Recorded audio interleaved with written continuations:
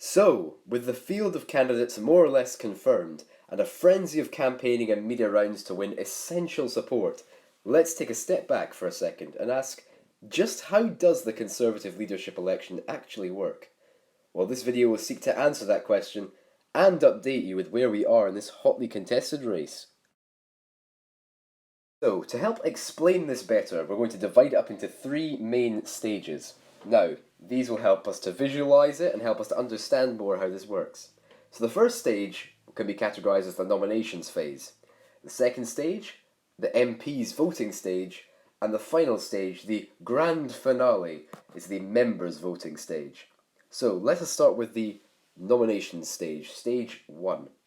This one is very simple. There's no voting involved in this. This is basically the main campaigning part. This is the chance before the election actually starts for the candidates to build up support, rally support within MPs, do the rounds of the media, really get people on board with their message.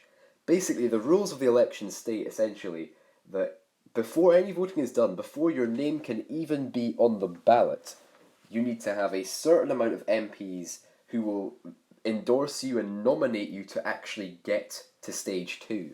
So that used to be just 8 MPs. However, usually sort of less people run. Usually you get 4 or 5 people who are like, I'm going to go, I want to be the leader of the party.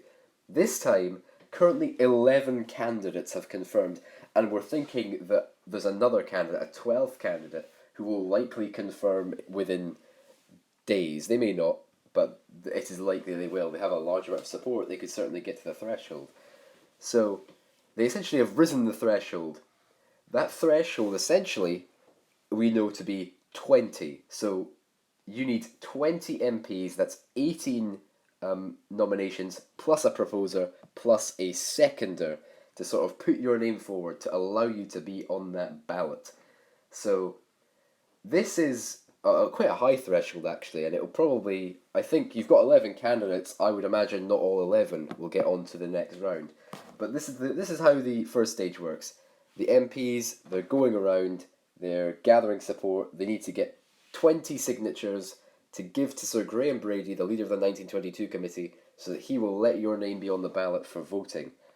Now, if we actually look as to where we actually are in this race, just to update you, at the time of writing, only two candidates have actually hit that threshold. That's Rishi Sunak, who's almost double the threshold, and Penny Mordaunt, who's just over it.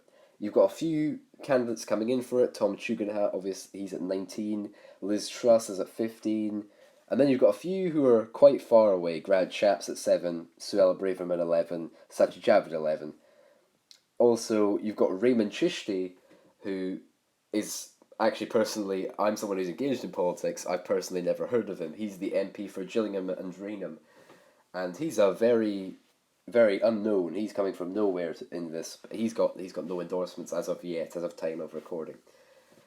But anyway, so this stage is very important, really, because the next stage is going to be the very difficult stage. Essentially, the more support you can build up now, the further that you will get, because really, you could be the best candidate in the world, but you may really struggle without support. You will really struggle in the next round because of just the nature of only having a few MPs to back you. So, in saying that, that brings us to stage 2, which is the MPs voting stage. Now, this is very simple. Once you get your 20 signatures and your name gets on that ballot, you then have to go around the MPs and get them to vote for you. That means that the 358 Conservative MPs at Westminster are going to vote. Basically, they're going to be proposed a question. Who do you want as Prime Minister? They'll give the list in front of you. That's all the people who got the 20 signatures. And they're going to vote for the ones they want. Basically, there's a threshold that each candidate has to hit in order to stay in. That threshold is 10%. So that's basically 36 MPs. So if you get, after the first round of the MPs voting, if you get less than 36 votes, you're eliminated. You're forced to withdraw from the ballot. If all candidates, if we have a really fractured election, and all the candidates get over the threshold, then the candidate with the lowest number of votes is eliminated. And this process continues and continues, and it repeats up until we only have two candidates remaining. Now, this seems very simple, but across the next few weeks, we're going to see a huge amount of swapping and swapping and immense campaigning and targeted campaigning between the candidates. Because basically, if you've got a candidate who gets 35 votes, that's 35 MPs, that's a big chunk, that's basically 10% of the Parliamentary Conservative Party. And if that candidate gets eliminated, which they would because they wouldn't hit the threshold, then suddenly that's 35 MPs who backed a losing horse who now have to back another horse. So if you're someone who's only just managed to survive the threshold, you're going to be really hardly campaigning on these people who have now, they need to back a horse now. So that's the sort of thing. Also, because of the nature of only having 358 MPs, this is going to be really tight. This is why I say the more support you can build up now in the nominations phase, the easier it's going to be. We look at Rishi Sunak. He has already got, presuming, and obviously they would, that the people who've endorsed him, the 39 people who've endorsed him, that means that he's guaranteed to get his name on the ballot already, because he only needs 20 of them to sign his piece of paper. And that means he is guaranteed to survive the first round because he will get above the threshold. There's no guarantee that right now anyone else is getting above that threshold. So this is a sort of key thing. You would expect, therefore, Sunak to go quite deep in. Even if his poll figures with the membership and with wider society are actually much lower, if he can build the support in the MPs and the other candidates can do that, then they will get past these rounds. Because this is the difficult bit, because it's going to be very fractured, especially if you have 11, maybe even 12 candidates running. It's going to be very fractured.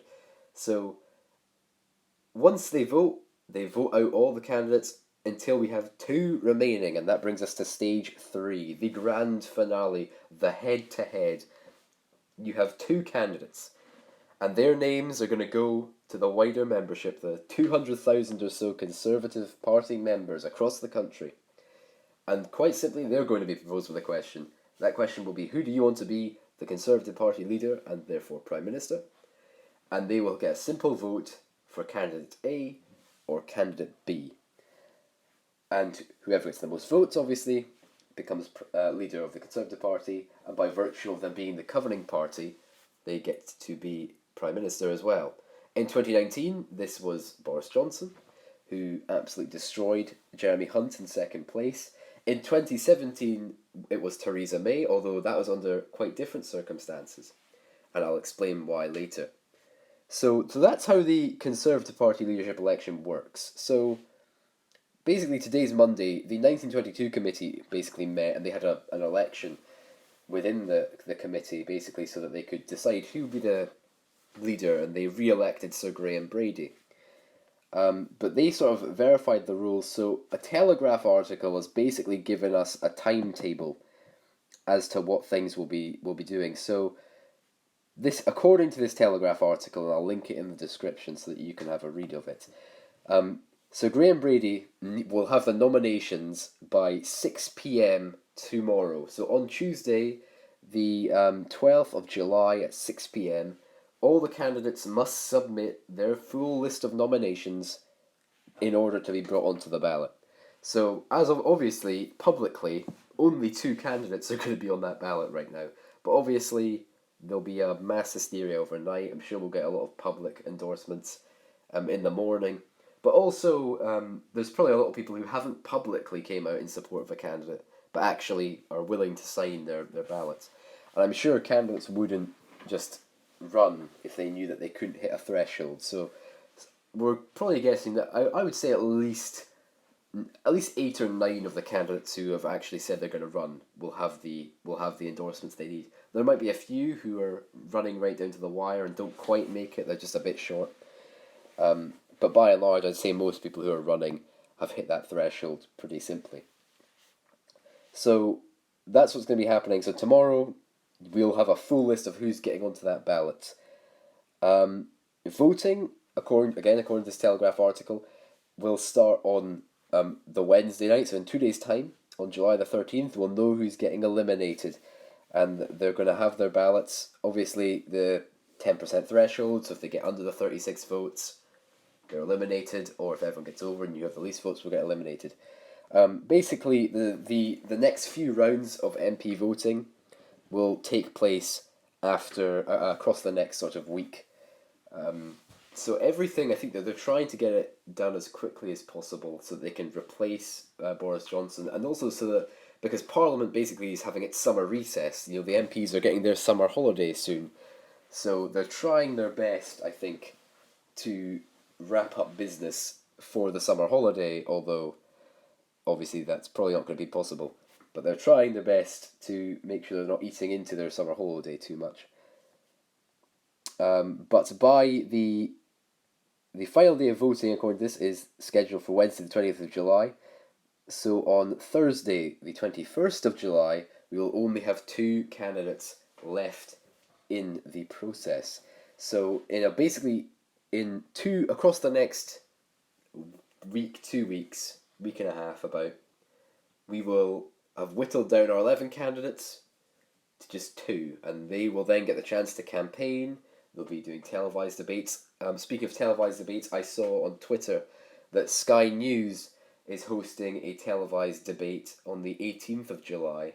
I want to say ITV News is hosting a televised debate on the 17th of July. So, for any really engaged political people out there, there's the televised debates. So another interesting thing is, as I mentioned, I very briefly touched upon this before when I mentioned Theresa May when she won in 2015. Not 2015, 2016. How the reason I touched on that is because there's a clause I think that they're putting in, which is sort of being referred to as the Leadsom clause. Basically, what happened in 2016 with Theresa May is the head to head was going to be between Theresa May and Andrea Leadsom, but basically, Leadsom was only running so that Theresa May would become Prime Minister. So Leadsom just sort of, once she made it to the final, she actually withdrew, and which meant that Theresa May won unchallenged. The membership had no say. So I think they've changed the rules. It says somewhere, I can't quite find it, but it does say somewhere in this article that they've changed it to ensure that all the candidates agree to the fact that once they make it to the next round, that they cannot withdraw. That the members have to vote. This is obviously from a democratic perspective. This is much better. It gives more of incentive to people to be people to be members of the party, so they can actually have a say. But also, I think this will be to combat, or at least slightly combat, the criticism that because the opposition, the Labour Party, and all the other parties really, they're saying they want a general election for the reason of that if you get a new prime minister, although it's not codified in any constitution, there's no rule stating that a new prime minister has to call a general election, but they want one.